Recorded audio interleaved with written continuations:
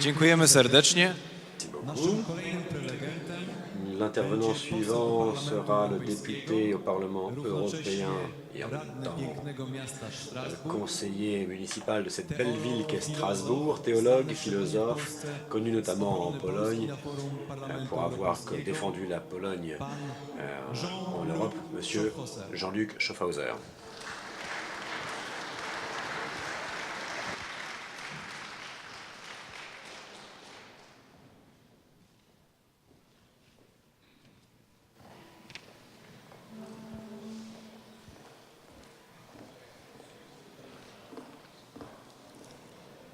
Chers amis, merci Michael, pour cette manifestation qui me permet de revenir à Cracovie.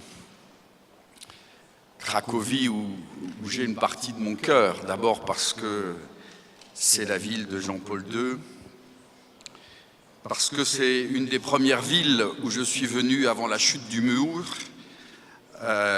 rencontrer le maire de l'époque, Wojciechowski, et parce que c'est aussi la ville où une personne qui m'est très chère, qui est le cardinal Dziwisz, qui était le secrétaire particulier du Saint-Père, est cardinal et est présent.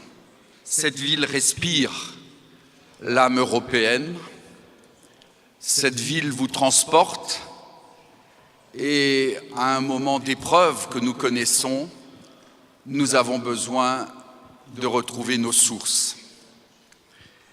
Et cette ville respire la chrétienté, la catholicité, l'universalisme, le véritable universalisme, pas l'universalisme fabriqué par un pouvoir fédéral, mais l'universalisme fondé sur la vérité, l'universalisme fondé sur la création, l'universalisme fondé sur le droit naturel. Et donc, je suis très heureux de me retrouver ici à un moment fondamental qui est la reconstruction de l'Europe. Je tiendrai à faire deux petites réflexions. La première concernait la vision de Jean-Paul II. Jean-Paul II voyait l'unité de l'Europe avec la Russie. Et nous devons nous souvenir de ceci. Il y a ici un témoin qui est le cardinal Dziwisz. Quand j'avais fédéré les mouvements d'opposition avant la chute du mur, mon ami Jean-Marie Meyer, qui passait les vacances avec Jean-Paul II, était revenu me dire « Le pape te demande qu'une seule chose, la Russie, la Russie, la Russie. Il faut passer maintenant, après la chute du mur, à l'étape de construction de l'Europe avec la Russie. » Et le Saint-Père voyait la Russie comme cette unité chrétienne, continentale, catholique et orthodoxe, contrairement à la philosophie, nous y reviendrons, du protestantisme, très allemande justement. Eh bien, il voyait cette unité pour faire face à l'islam, dont il savait le danger. Discussion que j'ai eue en intimité avec le cardinal Torrent. L'islam, fondamentalement, est conquérant. L'islam a décidé de faire la guerre. L'islam est guerre. Et nous, face à cela, si nous ne sommes pas capables nous-mêmes d'avoir nos valeurs, de témoigner de nos valeurs, d'être présents et d'affronter cette guerre qui nous est faite, nous ne subsisterons pas. Et pour cela, nous avons besoin de l'Europe unie. Et la deuxième perspective que voyait le Saint-Père, Saint Jean-Paul II, c'était la transformation de la Chine, la christianisation de la Chine. Et croyez-moi, j'ai été en Chine et j'ai créé cette plateforme où les deux églises se rencontrent, entre l'église officielle et l'église inofficielle, avec d'ailleurs le soutien du Parti communiste. Eh bien, cette transformation, elle est prête. Vous avez de hauts dignitaires chinois qui sont catholiques et qui aujourd'hui se rendent bien compte, et ça sera maintenant l'introduction à mon propos, que l'économie, la puissance économique ne sert à rien si derrière ça, il n'y a pas des valeurs traditionnelles. L'Empire chinois est capable de retrouver ses racines après avoir été momentanément exclu, mais il est aussi ouvert à quelque chose qui ne contredit pas sa nature profonde. Que va être l'économie de demain? D'abord, je voudrais dire que l'économie ne peut se fonder que lorsqu'elle a et qu'elle se situe dans une vision politique et dans une vision nationale. Je crois à la vocation de chaque individu, mais je crois également à la vocation des peuples. La France naît avec Clovis, la Pologne avec Mieszko, la Hongrie avec Étienne. Toutes les nations, les grandes nations, naissent avec leur baptême. Cela veut dire qu'elles ont une élection. Cela veut dire que la vocation, ce n'est pas quelque chose que nous nous fabriquons par un acte de volonté, mais nous avons tout simplement à correspondre à notre vocation et à notre être profond pour être nous-mêmes.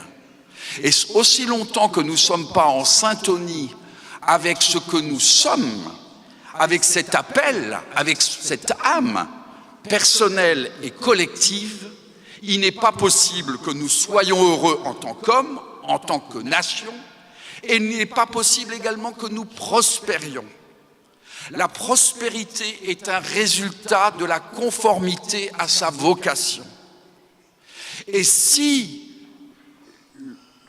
l'industrie moderne apparaît dans le monde chrétien, c'est essentiellement derrière cette notion de vocation, c'est-à-dire d'appel, de répondre à l'appel, c'est-à-dire un monde à faire, un monde qui n'est pas simplement reçu de manière statique, mais nous avons à répondre et nous avons à faire. Et nous ne pouvons pas penser cette révolution économique et industrielle si nous ne nous resituons pas dans cette perspective d'un monde à faire, mais pas à faire de manière volontaire selon notre propre principe, mais selon notre vocation individuelle et collective. Et c'est dans cette perspective-là que se construit la prospérité de ce qu'est la chrétienté. Alors il est très facile de prendre la prospérité et d'oublier les racines d'où viennent cette prospérité.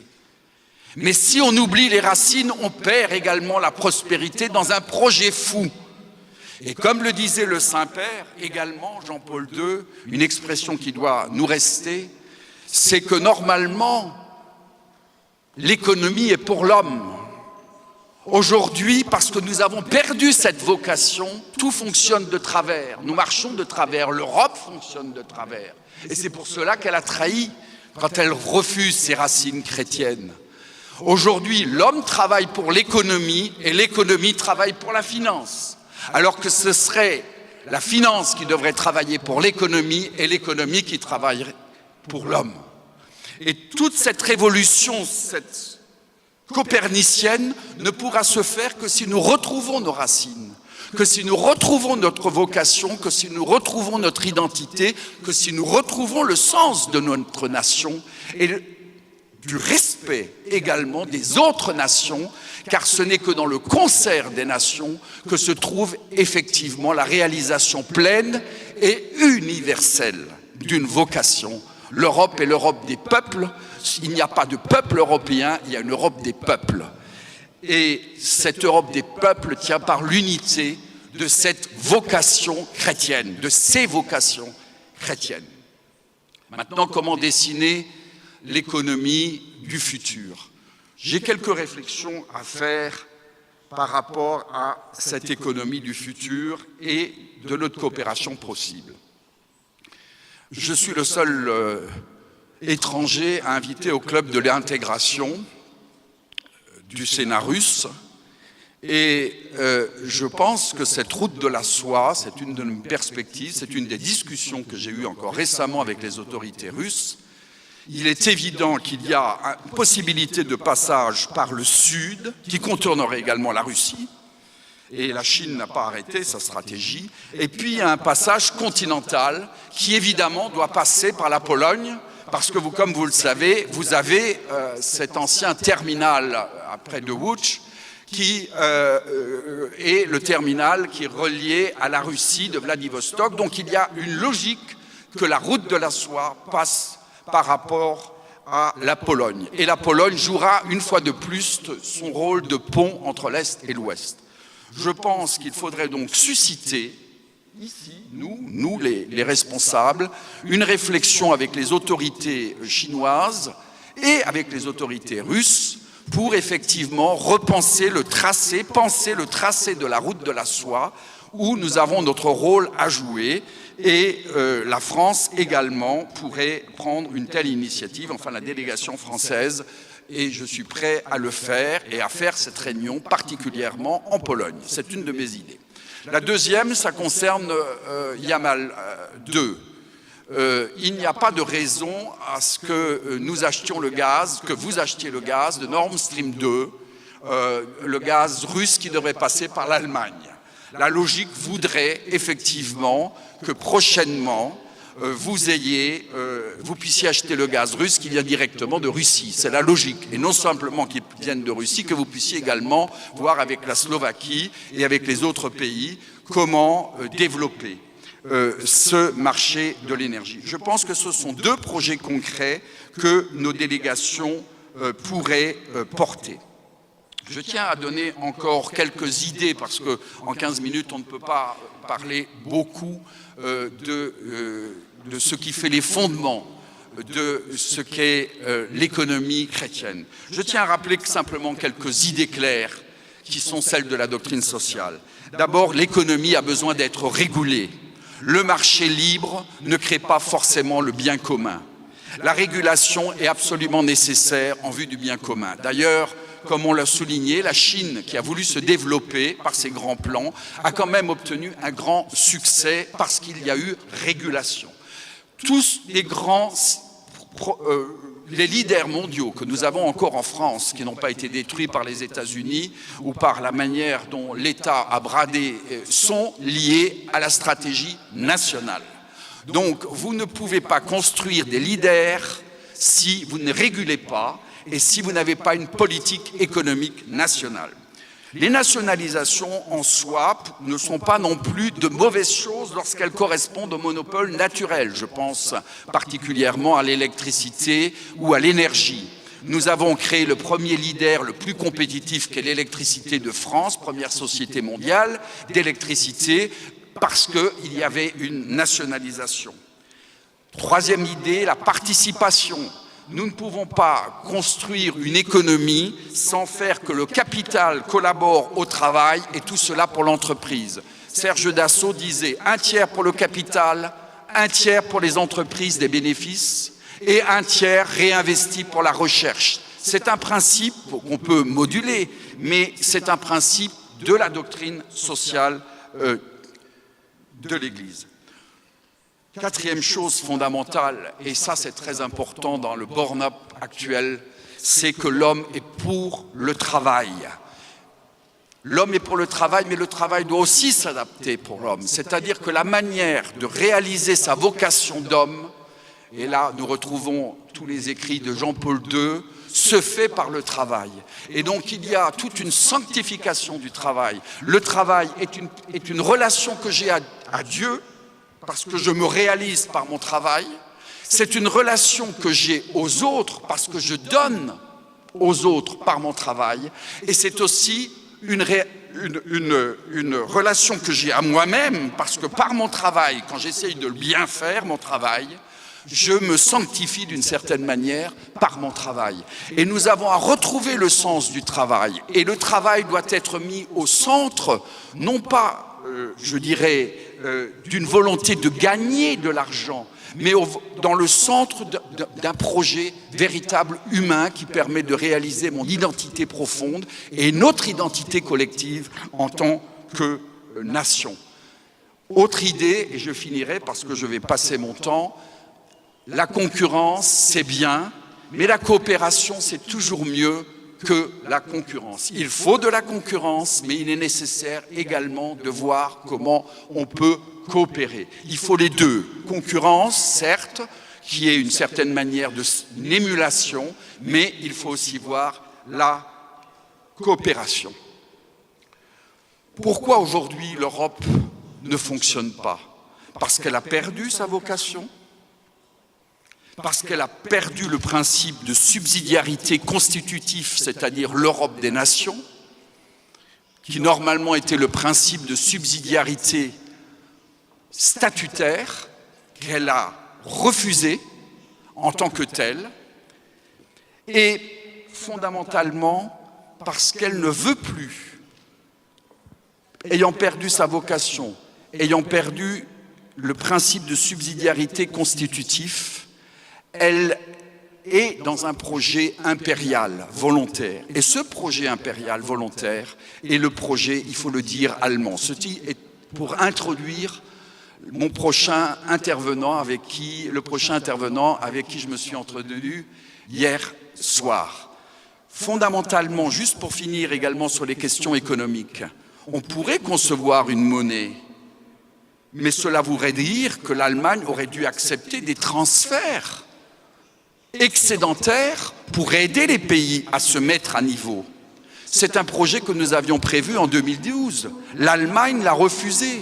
L'Allemagne veut d'une certaine manière le beurre, le niveau de la monnaie, effectivement, le taux de change qui n'augmente pas, mais ne veut pas, par ailleurs, la solidarité liée à une monnaie unique. Je ne sais pas d'ailleurs si ça suffira et s'il ne sera pas nécessaire quand même de retrouver les monnaies nationales, effectivement, pour arriver à trouver des équilibres. Mais ce qui est fondamental et ce qui a été bien exposé par notre ami italien, c'est que derrière, effectivement, quand on a perdu les racines de l'Europe, quand on a perdu le principe de subsidiarité, le principe de souveraineté, eh bien, on est forcément dans une autre construction qui est une construction volontaire, impériale et une construction de guerre. Je vous remercie.